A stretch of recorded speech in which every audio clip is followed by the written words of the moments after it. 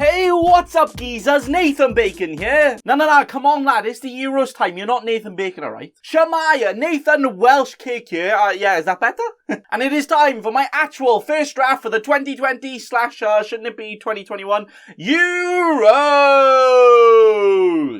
That's right, you sexy Frankfurters out there. It is finally time for me to stop touching my own nipples, yeah? Enough of that teasing, as I'm finally just gonna get it out. No, not my nipples, but my first draft for the Euros fantasy, hey. And boy, oh boy, it do be looking very, very juicy right now, I do say so myself. But if you guys didn't know, I actually already made a video on how to win Euro 2020 fantasy, explaining the basic rules of the game and best ever strategy to win it, hey. So if you haven't watched that already, what are you doing, you cheeky scrub? But also, I can inform you right now that my strategy, the best ever strategy in this game, and the one that I will be doing, will be playing the limitless chip in match day 2, and then my wild card in match day 3. So we can proper snack attack every single round in the group stages and absolutely go for it, lads. So this team right here, which I'm going to present to your very own beautiful big eyes, yes? It is only looking at match day 1, right? Because I'm going to have a new team next week and the week after. So we're just looking at the biggest of the best boy fixtures for this week only. So none of that Germany versus France versus each other. They can have their own rock, paper, scissors competition without me, right? We're just going for the ones this week. But also, remember, not to be a cheeky scrub, but remember, you can also make subs during a game week in this fantasy game. Ooh. So that is why I've laid out my team like this, because I've actually gone for a proper girthy squad where every single player could well play for me. And you know what? Everyone could actually do bits. I'm excited. Ooh. But okay, let's stop being 3-hour podcast baiting, shall we? And let's just get straight into the team. With the first player to join us today, being our first goal geezer, Kasper Schmeichel.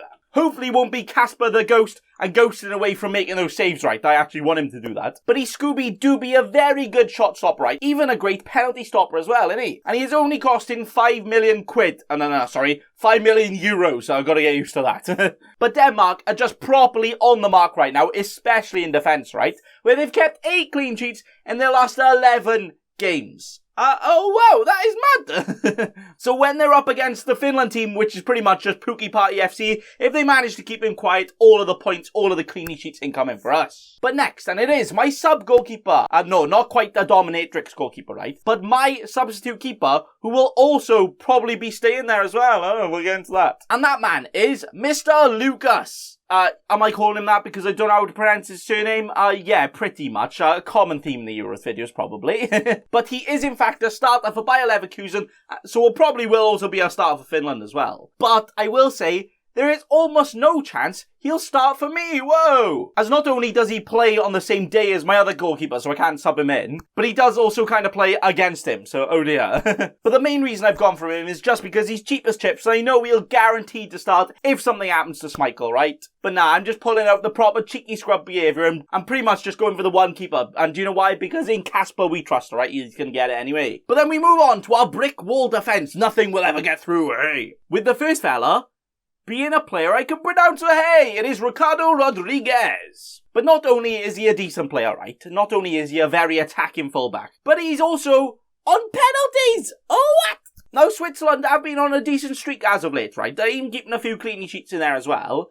But a defender on penalties. Oof, we really can't say no to that one, can we? Even though it is against the best team in the Euros, Wales, big up the Wales, Dan James hat-trick can come in. It doesn't matter, because Rodriguez on pens could still get the points anyway. But next, it's actually another penalty-taking defender. They're everywhere! Another one. And it is Leeds United's Alioski. North Macedonia do be the North Macedons this year, don't they? Yeah. Proper big underdogs. They're going to win it, yeah? But Alioski is one of their best players in their team, and is also a defender on penalties. Have I mentioned that yet? I'm not sure I have. So he's got to be in, lads. We really can't go without that, right? He can lose 7-1 and still end up with all of the points for you, hey. But the next bargain defender to join this year, it is Alessandro Bastogne. He's probably about as nailed as a screwdriver, right? Like, I got no idea if he'll actually start, maybe. But he was a very, very important part to the Inter Milan defence, who not only won the league, but also had the best defence in the league as well. So fair play to them.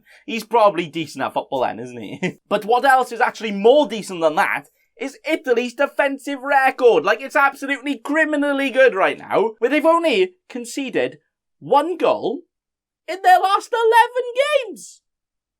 What? How has that happened then? What? So if Alessandro does play here, we're on for a proper winner-winner chicken dinner, aren't we, lads? Yes, yes, yes. And all of their other defenders are quite expensive, so I thought I'd just risk it with this one. Yeah, okay. Yeah. But the next defender, and another cheap boy to join us, is Jason Denier. Hopefully will be the Jason Denier of all of the goals, as he is another defender to join us, and also again at only 4.5 million. Like, what is up with all these bargains, lads? We got a full bargain bucket in here.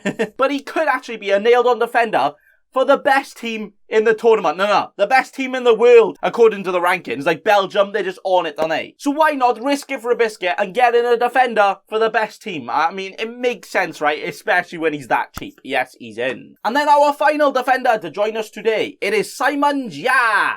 Simon Jia! As he is another Danish lad I have at the back here, joining the Casper. Oh, Danish friends, oh! But that Denmark defence is just so good, and they all do be pretty cheap as well.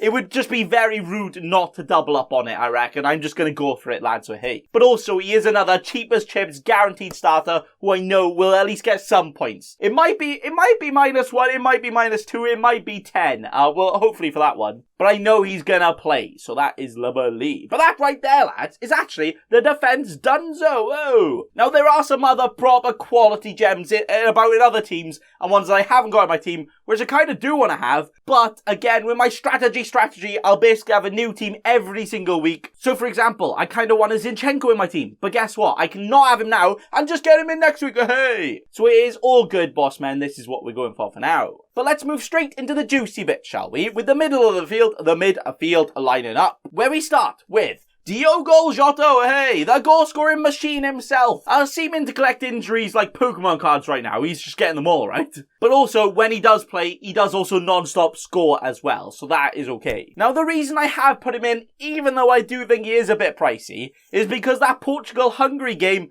I reckon, will be quite hungry for all the goals. And there aren't too many goal machines in the midfield right now, apart from this geese right here, who even sometimes lines up as the striker for Portugal. Imagine that. So I've just gone for it, lads, and I've stuck him in. But the next fella to join us, it is another Premier League player. Ooh, the Premier League bias is coming out, lads, yeah?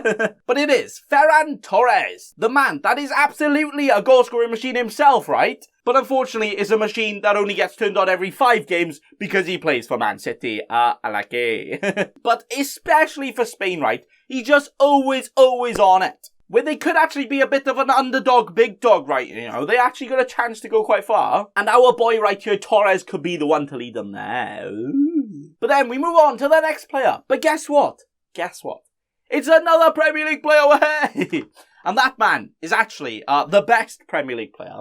The Welsh Sonic himself, Dan James, hey! The speed demon, the boy himself. He's just absolutely got to be in here for me, lads, alright? As for Wales, when he plays in his actual position, he is actually pretty damn deadly, alright? And he is sometimes the most attacking player in that very dangerous Welsh side, which, don't worry, we're going to top the group easy. We're going to go through easy semi-finals again, yeah, alright? But lads, come on. Did you really think that Baker Boy would go without a Welsh geese in here? No, I got to go for it, lads. See this? Wales all the way there. Yeah, we're going for it. But the next player in the midfield is, guess what, lads? Another Premier League player. Another one. But that is my man, Tielemans. Now, Yuri is not the kindest of price for a player that might not actually be that attacking, right? But I've mainly gone for him for the fact that he plays for a Belgium team that probably all 11 of their players could score in a game because they're just that good, right? But especially if De Bruyne might not be able to make it to the first game, could Tielemans have a bit more of an advanced role?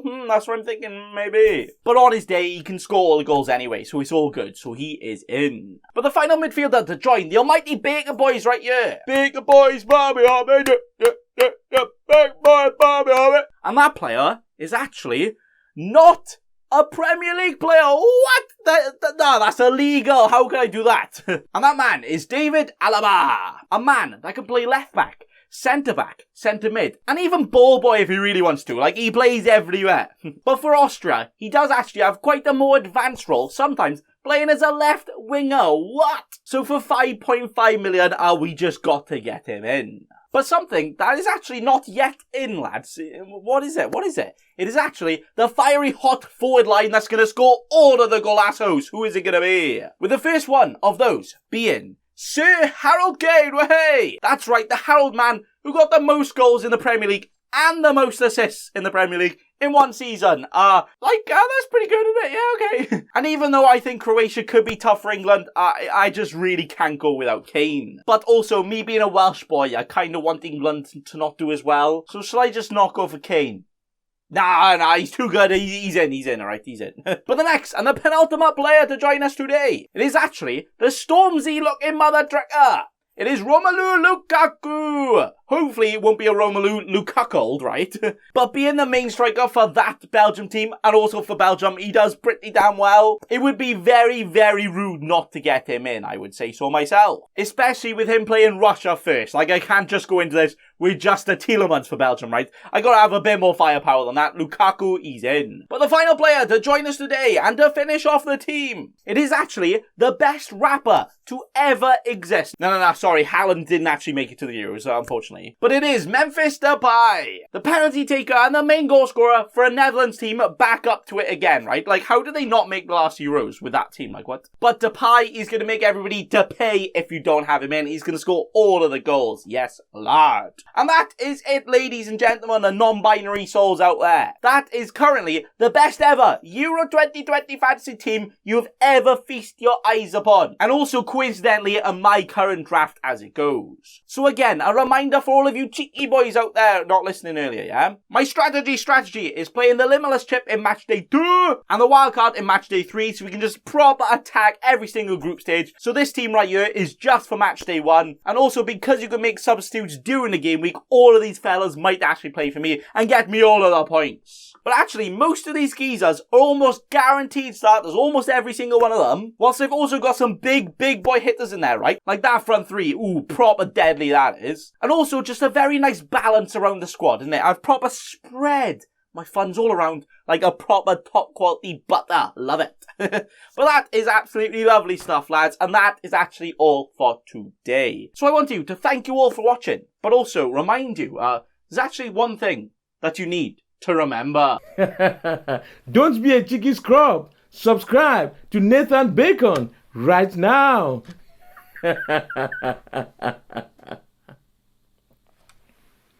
Don't let your memes be dreams.